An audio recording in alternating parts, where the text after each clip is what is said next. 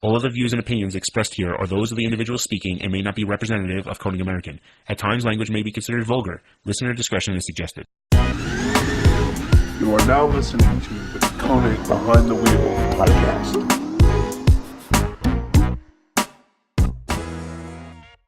That's cool. Kenny Moen, man. We sponsored him a long time when he was with Lutz Performance.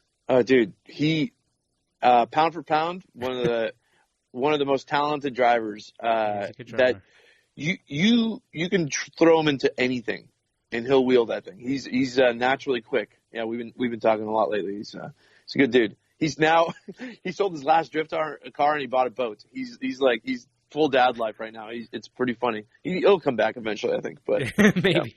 Maybe. Listen, boat's nice. I want to take a few minutes here, and I want you to, we spoke about this. You spoke about a lot of the struggles that you had. You spoke a lot about, how your personal experience, with the program and some things, and what you plan to work on. But can you give some insight to people that are maybe trying to develop a program? Like, how difficult is it? This is the part that people don't get to see. I think they deserve a look at it. How difficult it is to put a program in together and gather all the pieces and get all the funding and different things for a season. Like, you were in that process right now. You've done it more than a few times before. How difficult is that? So I think an important thing is to understand why people do things, right? And I think that's the basis of it, right? You spoke on why KONIG sponsors people, which is incredible. And if more people were like that, I think the industry would be a lot different. But going from choosing team members to choosing sponsors to choosing a body panel that goes on your car to tightening the bolt that goes to a certain torque, understand why certain things need to be done certain ways. And it's with team members are an important thing, right? Understanding why somebody wants to be on an FD team. What is their purpose? I don't mean this aggressively also, because I've had some amazing team members that have wanted to push themselves to levels of they just want to get better as an engineer, as a person, or whatever. I was a spotter for Kenny Moen for several years. And why did I do that? Right.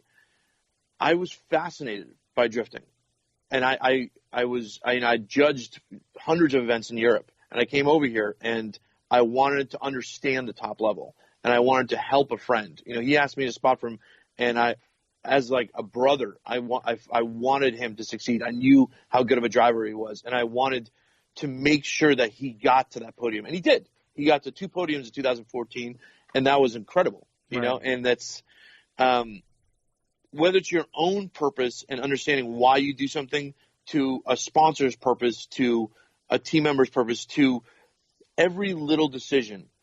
Make sure you understand why it's being done.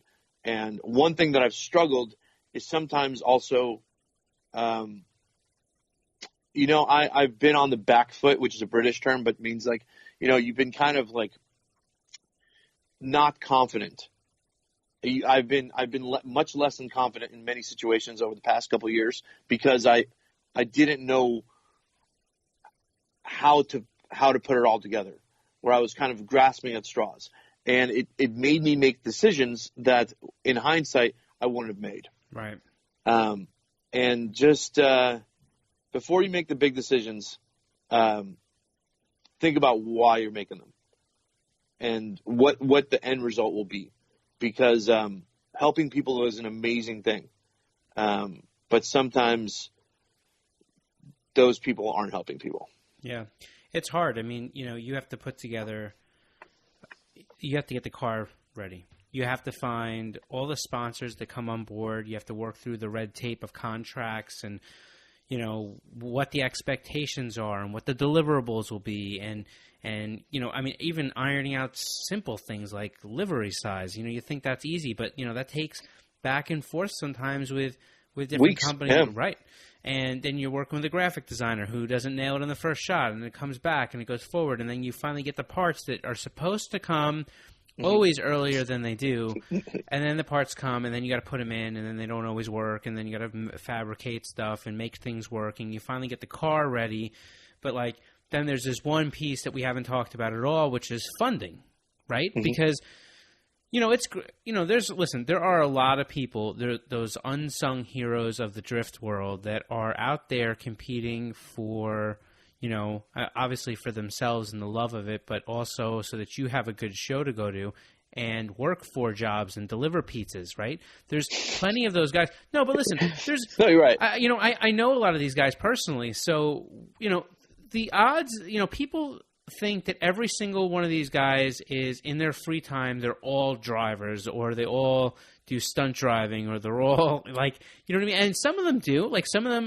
work at the Porsche Experience Center, and some of them, that's fine. But there are plenty of guys that are out there grinding it out and have very, regular jobs, blue collar jobs. I mean, all over the spectrum to, corporate jobs, and put their entire paychecks into their program, because it doesn't matter how many sponsors they find, the amount of money that they need to be able to successfully compete and bring the car all over the country and pay, things like fuel for the car to run a weekend, right? It's the little things are what you don't think about, you know what I mean? And the funniest thing is, the expenses that no one expects. Right. And you get home, and the next thing you know, you've got a few $1,000 bill racked up for things that you didn't expect. And those are the things that you have to be able to budget for that are almost impossible to budget for. Right. And people ask, how much do you spend in FD? Like, how much do you need to run an FD program? Right. And it depends on who you talk to. It's hard to do it for less than 80. And that's a lot of money. Yeah. It's $80,000, and we haven't. I mean, like, yes, people will say there's aspects of the car build in there, but not a lot. Like, not building a new chassis, not building a new car, not that stuff. And it's every team. When you talk to different teams, people run on completely different levels. Some people have done it much cheaper than that. Yeah. Some people have done it for 10 times that. Right. And it's you have to be able to know where to put the money. And that's something that I haven't figured out how to do without failing. So you might have to fail a couple times before you figure out where to put it, but it's it can be done. And if my program has taught anything, I hope it's taught something to some people where it can be done. I hope that people can see the mistakes I've made and learn from them and not make them. But there's a lot of good steps I've made that have gotten me to Pro 1 and have made me successful at the lower levels. There's a lot of good drivers out there now, and they're incredible to watch. Grassroots drifting is a lot of fun to watch now. There's so many good guys coming up through the ranks. I mean, whether it be in NorCal or just in other places I've seen around the country, it's really cool to see where our sport's going to be in 10 years. And if a few people can learn from what I've done and what I will do, I'd be honored. What are your some of those big lessons that you hope, just those bullet point pieces that you hope people will have been able to grab from you, your experience, from some of the things you've done, as of late? So okay, I've worked as a judge. I've worked as an instructor. I've worked in marketing for drifting. I've worked for Wisepap for years. I've tried to really understand the sport. And there's no school of drifting. Obviously, right. It's not like NASCAR. Well, it's not. Well, I mean, yeah. Well, let's go to Chelsea's school of drifting. Yeah, no, exactly. I mean, that's a phenomenal. I mean, Chelsea's an amazing dude in general, and he teaches some amazing things. But but as far as like more than the driving, understanding the sport, because if you understand the sport before you get in the seat, you're miles ahead of the next guy. And being patient and not assuming things. That is a really, really important lesson that I think my parents definitely taught me that one, where just be ready to be knocked down. And there's a classic thing, fail so you can succeed. That's become a cliche at this point, but really make sure that you're learning. And depending on what level you want to do, like if you want to be a fun driver and you want to emulate the Japanese styles, watch 80 hours of video about the guy that you want to emulate and study. You know what I mean? If you look at in my mind, one of the greatest fighters of all time, Tyson, he studied other boxers. He studied. And before I, was doing Pro-Am in the States, before I moved back, I studied guys. I studied James Dean in the chase position with that quick low angle transition behind people to suck up into them. Kenny is incredibly quick with, his less than 100% throttle. He'll back off a little bit and the car will immediately jump forward. There's certain things that people do that if you like their style, study them. And this is like anything else in life. You've got to learn. And I've tried to learn the whole sport as much as possible through my career to excel as a driver and as also a man. And I think that's the important thing. Like, don't assume. And anything that you read about somebody, there's 100 things more about them besides the facts. Right. And if you like the way somebody drives, if you like a certain car, if you like a certain engine, learn, get your fucking hands dirty. Sorry for swearing, but you're fine. Get your hands dirty, break your knuckles, just learn. You're never going to be told the right thing. You got to do it. Yeah. And perception is a big thing. You can do something the same way that somebody else does it and not have the same results. Right. But, kind of your own take on it and how you see it and doing it your own way can net you a much better result than just trying to mimic, right? So I definitely get that. It makes a lot of sense. Go out there, like, put some pride in your craft, not only picking up the pieces that that you need to have, but trying to keep a big picture vision of exactly what this sport's about and where the players are, and kind of intake as much as you possibly can and sponge off of people, not in a moochy way, but like in a way of grab any knowledge that's out there. Enjoy the experience. And that's, we live, without getting too philosophical, we live in a world of everything's on demand now. Everything we 1,000%. Want needs to be here right now. Right. And we often forget to enjoy the moments that we're living. Yep. And we've got some great drifting in the world right now. We've got some great road racing. The world's all kinds of effed up in many ways. But one thing that we do have is some really good drifting in the world. Yeah. Enjoy it. Go to all the events. Talk to all the guys. Do all the motor swaps. Do it all.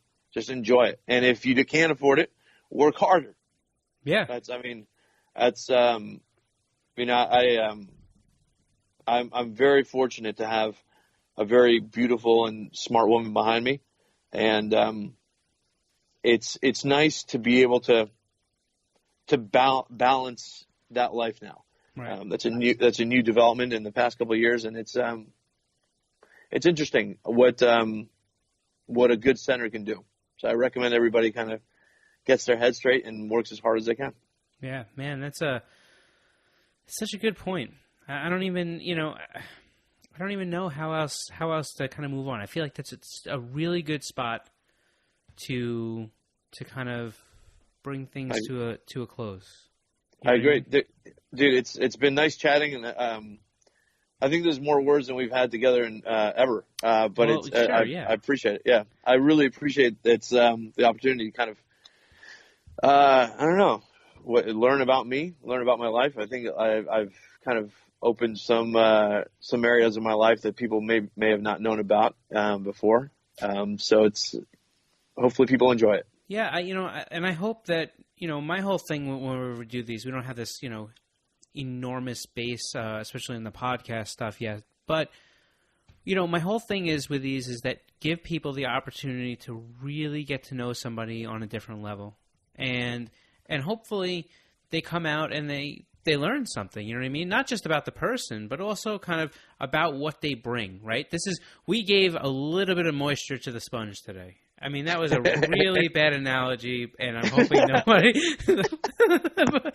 that was absolutely I'm glad we horrible. made it moist, man. But, yeah. But I think we knew where we were going there. So... I appreciate that. Thank you very much, Scott. And I appreciate you taking the time to do it. I know that kind of you're still at work. You're like, hey, I'll hang out work.